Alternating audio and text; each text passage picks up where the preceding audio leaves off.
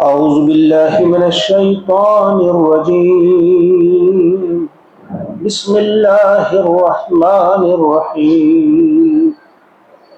وما أرسلنا من قبلك إلا رجالا نوحي إليهم فاسألوا أهل الذكر إن كنتم لا تعلمون.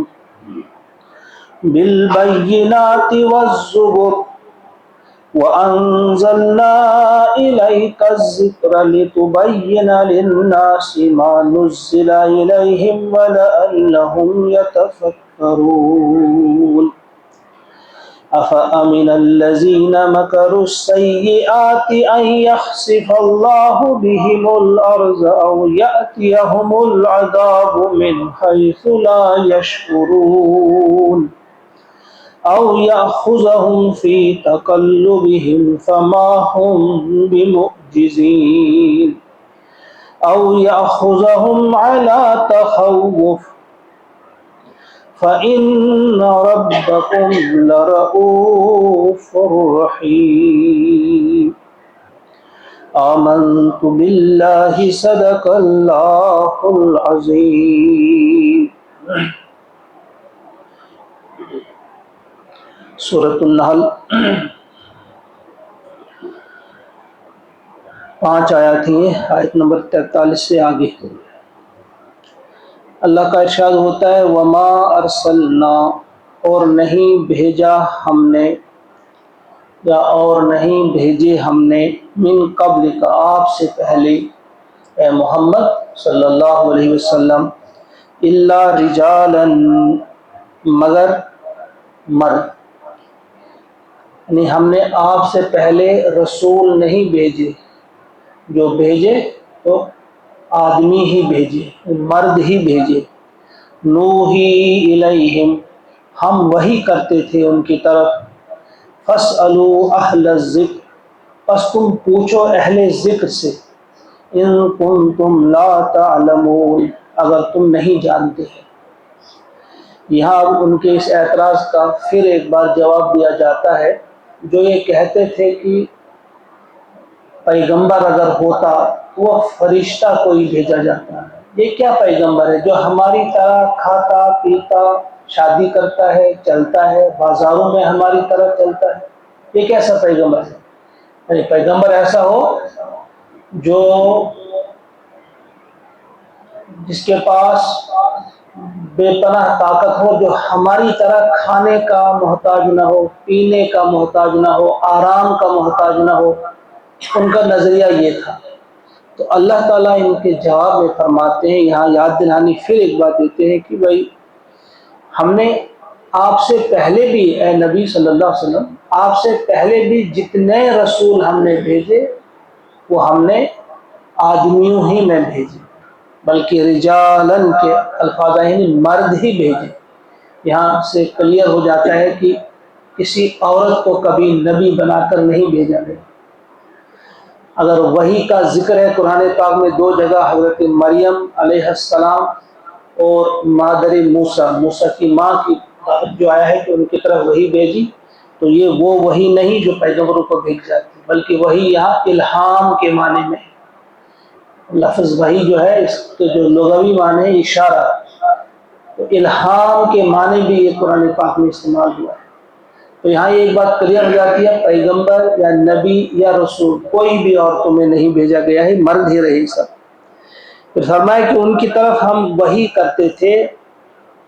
اور فاسألوا اہل الذکر، بس اگر تمہیں معلوم نہیں تو اہل ذکر سے یہاں مراد اہل کتاب ہے، کیونکہ ان کی طرف رسول بھیجے گئے تھے، نبی بھیجے گئے تھے. یعنی تمہیں معلوم نہیں، قریشی مکہ سے کہا جاتا ہے، مشرکین مکہ سے کہا جاتا ہے، تمہیں اگر اس بات کی خبر نہیں تو ان سے پوچھو جن کی طرف یہ رسول بھیجے گئے ہیں.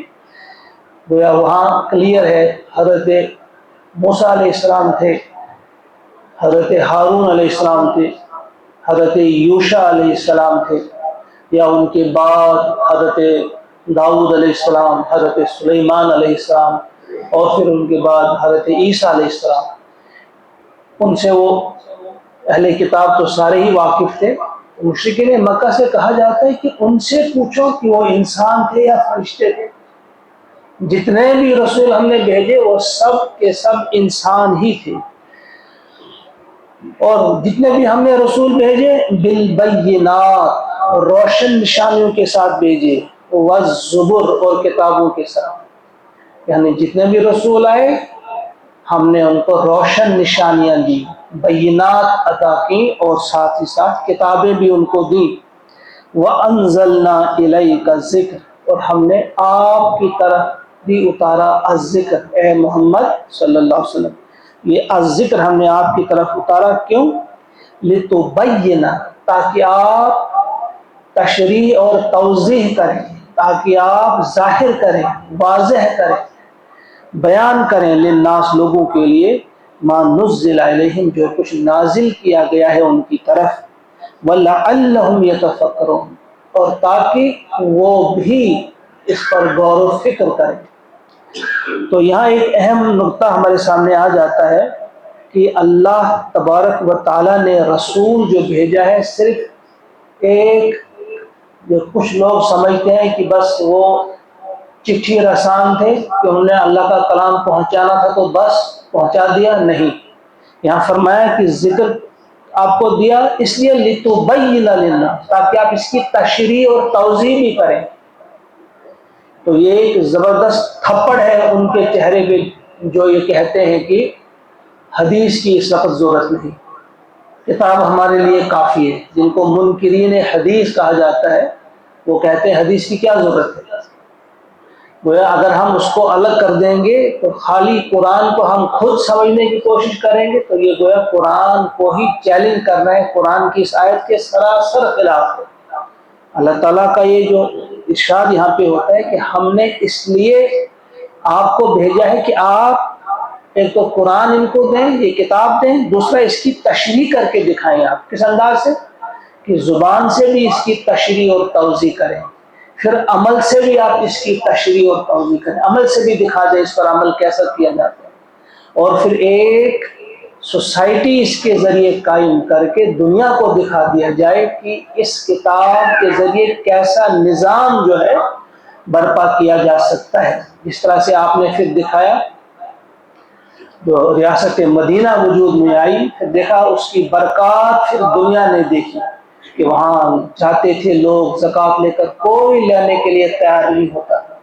وہاں پھر دنیا نے دیکھا کہ صنعاء سے حضرموت تک ایک عورت تنہا جاتی تھی، کوئی اس کی طرف میلی آنکھ سے دیکھنے والا نہ ہوتا.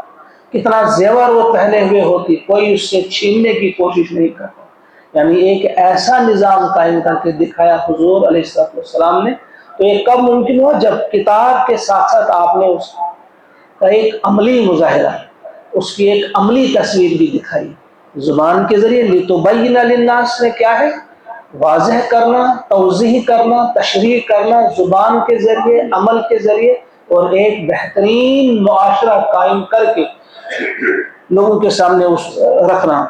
اور تاکہ یہ لوگ وَلَعَلَّهُمْ يَتَفَكَّرُونَ، تاکہ وہ بھی غور و فکر کریں اس چیز پر، وہ بھی اس پر غور و فکر کریں. اس کے بعد فرمایا أَفَأَمِنَ الَّذِينَ مَكَرُوا السَّيِّئَاتِ، أَفَأَمِنَ، کیا بے خوف ہو گئے ہیں وہ لوگ جو بدتر سے بدتر تدبیریں کر رہے ہیں، جو بدتر سے بدتر چالیں چل رہے ہیں. مکر السیئات، انتہائی بری چالیں جو چل رہے ہیں، کیا وہ اس بات سے بے خوف ہو گئے ہیں ان یخسف اللہ بہم الارض، کہ اللہ تعالیٰ انہیں زمین میں دھسا دے؟ کیا وہ اللہ کی اس پکڑ سے بے خوف ہو گئے ہیں کہ کسی بھی وقت اللہ ان کو زمین میں دھسا سکتا ہے؟ او یأتیہم العذاب، یا لے آئے ان پر عذاب، من حیث لا یشعرون، وہاں سے جہاں سے انہیں وہم و گمان بھی نہ ہو.